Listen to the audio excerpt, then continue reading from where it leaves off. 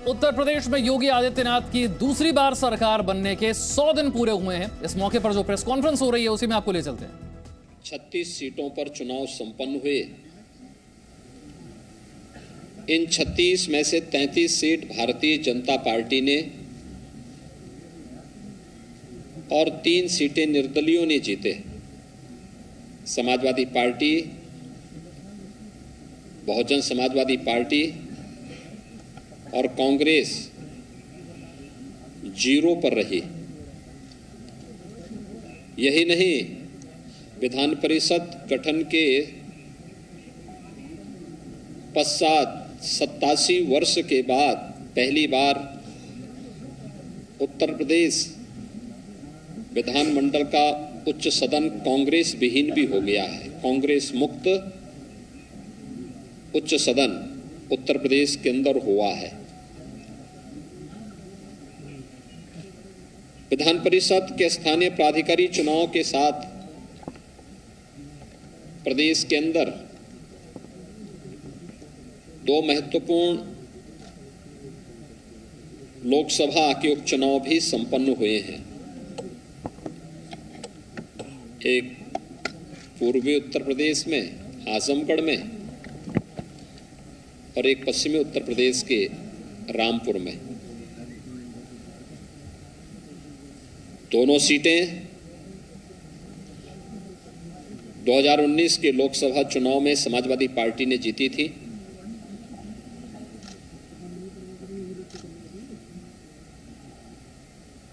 इस उपचुनाव में जनता जनार्दन का आशीर्वाद भारतीय जनता पार्टी को प्राप्त हुआ। यह भी प्रधानमंत्री मोदी जी की नीतियों के प्रति और सरकार की सक्रियता और बेहतर समन्वय का एक परिणाम है कि जनता जनार्दन का आशीर्वाद फिर से भारतीय जनता पार्टी गठबंधन के प्रत्याशियों को प्राप्त हुआ और दोनों सीटों पर भी भारतीय जनता पार्टी के प्रत्याशी विजयी हुए।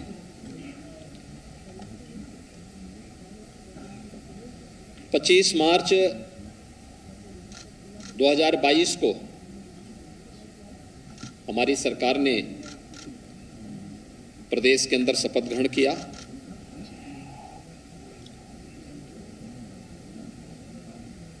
उत्तर प्रदेश के इतिहास में 37 वर्षों के बाद यह अवसर आया था जब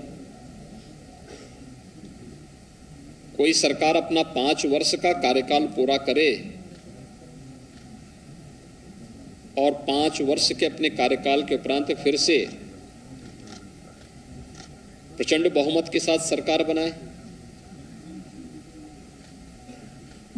पहली बार उत्तर प्रदेश के इतिहास में किसी मुख्यमंत्री ने अपना कार्यकाल पूरा किया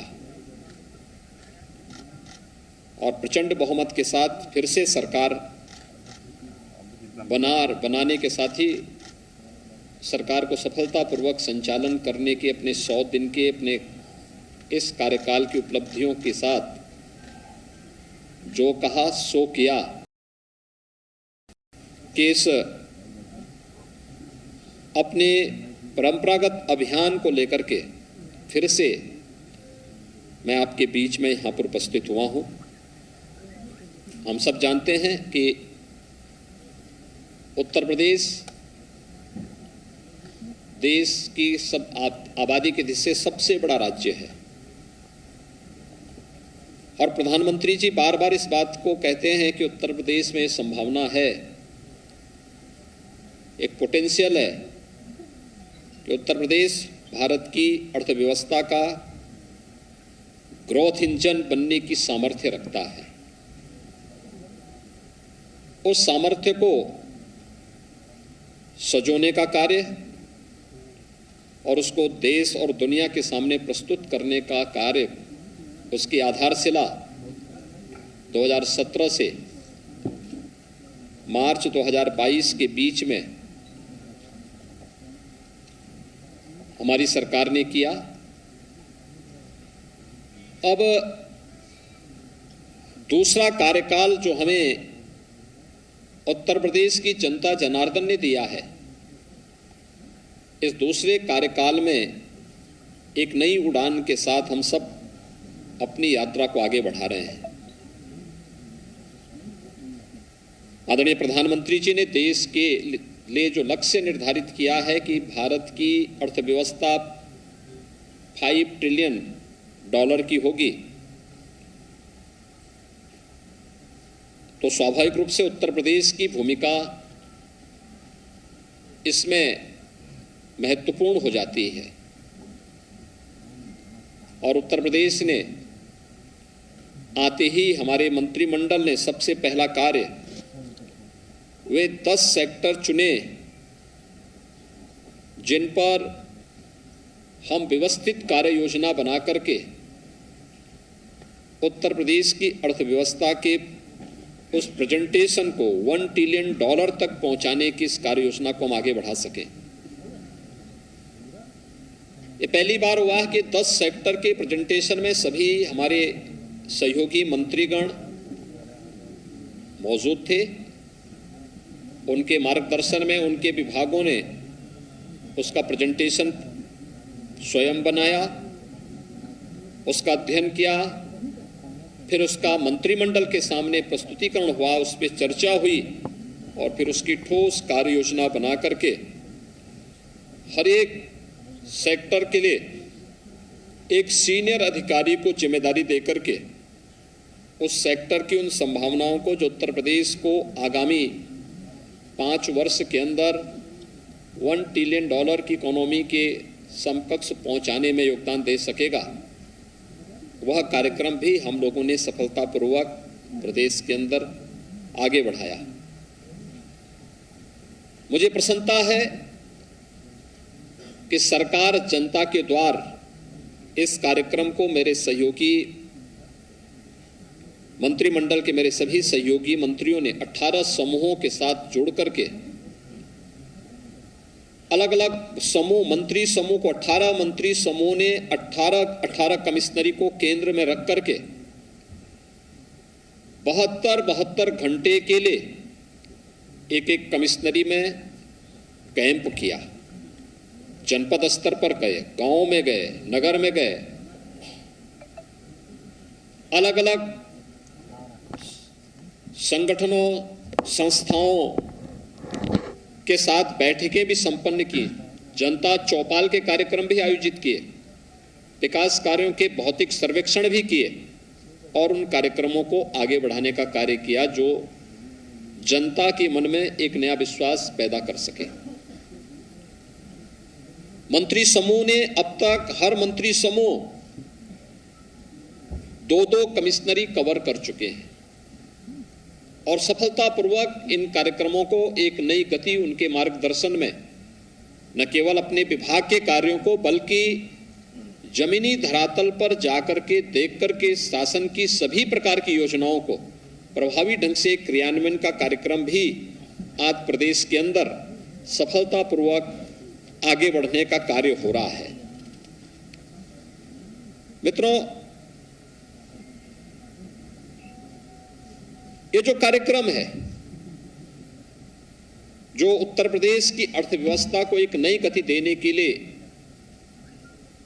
एक टीम वर्क प्रदेश के अंदर देखने को मिल रहा है, इस टीम वर्क ने अपने पिछले कार्यकाल में बहुत सारी उपलब्धियां हासिल की थी और आज उत्तर प्रदेश को देश की सबसे बड़ी अर्थव्यवस्था के रूप में स्थापित करने के इस लक्ष्य को आगे बढ़ाते हुए हम लोगों ने अगले 5 वर्ष की जो कार्य योजना तैयार की है, इसमें 100 दिन के जो लक्ष्य तय किए गए थे, उन लक्ष्यों को सफलतापूर्वक आगे बढ़ाने का कार्य भी वर्तमान में हम लोग कर रहे हैं, जो उत्तर प्रदेश की प्रगति और समृद्धि की दिशा से अत्यंत महत्वपूर्ण है। हम लोगों ने प्रदेश के अंदर जो कार्य योजना तैयार की, इस दौरान हम लोगों ने तकनीक का भी बेहतर इस्तेमाल किया। पहली बार हुआ जब प्रदेश के अंदर पेंशन प्राप्त करने वाले सरकारी कर्मचारियों के लिए ई पेंशन की सुविधा लागू हुई। अब किसी रिटायर्ड कर्मचारी को अपने पेंशन के लिए भटकना नहीं पड़ेगा। देश का पहला राज्य है उत्तर प्रदेश जिसने इस कार्यक्रम को इन 100 दिनों के अंदर संपन्न करके प्रदेश के अंदर आदरणीय प्रधानमंत्री जी के डिजिटल इंडिया के कार्यक्रम के माध्यम से कार्मिकों की समस्या के समाधान का एक रास्ता निकाला। ई विधान लागू किया गया। विधानसभा का अभी हाल ही में संपन्न सत्र ई विधान के साथ संपन्न हुआ है। और यही नहीं, आज़ादी के अमृत महोत्सव वर्ष में देश के महामहिम राष्ट्रपति जी का दोनों सदनों को मार्गदर्शन भी प्राप्त हुआ है। ये 100 दिन के अंदर ही ये सभी कार्यक्रम प्रदेश के अंदर संपन्न हुए हैं। हम सब जानते हैं उत्तर प्रदेश 2017 के पहले परिवारवाद, जातिवाद, भ्रष्टाचार, दंगों और अराजकता के लिए जाना जाता था। उत्तर प्रदेश के अंदर एक बड़ी अजीब सी स्थिति थी। पहचान का संकट उत्तर प्रदेश के सामने 2017 के पहले था। केंद्र सरकार की योजनाओं को 2014 के बाद अनेक लोक कल्याणकारी, गरीब कल्याणकारी योजनाओं को केंद्र सरकार ने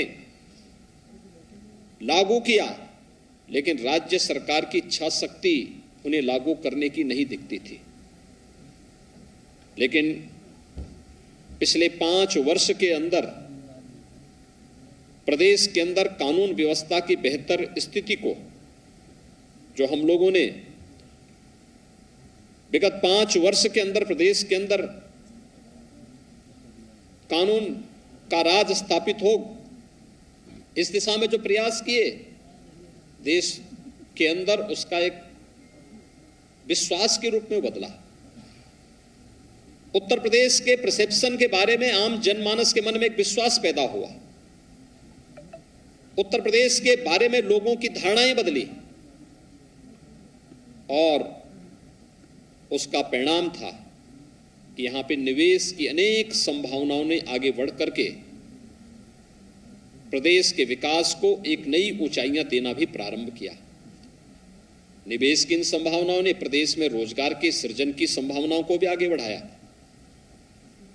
अपराध और अपराधियों के प्रति जीरो टॉलरेंस की सरकार की नीति प्रभावी ढंग से प्रदेश के अंदर क्रियान्वित हुई और इन 100 दिनों में भी प्रदेश के अंदर हमारी सरकार ने 844 करोड़ रुपए की माफियाओं की और पेशेवर अपराधियों की संपत्ति को जब्त करके अपनी उस प्रतिबद्धता को एक बार फिर से सबके सामने प्रस्तुत किया है। अगर मैं देखूं तो अब तक 2017 से अब तक 2,925 करोड़ रुपए की अवैध संपत्तियां हम लोगों ने प्रदेश के अंदर माफियाओं से जब्त की है।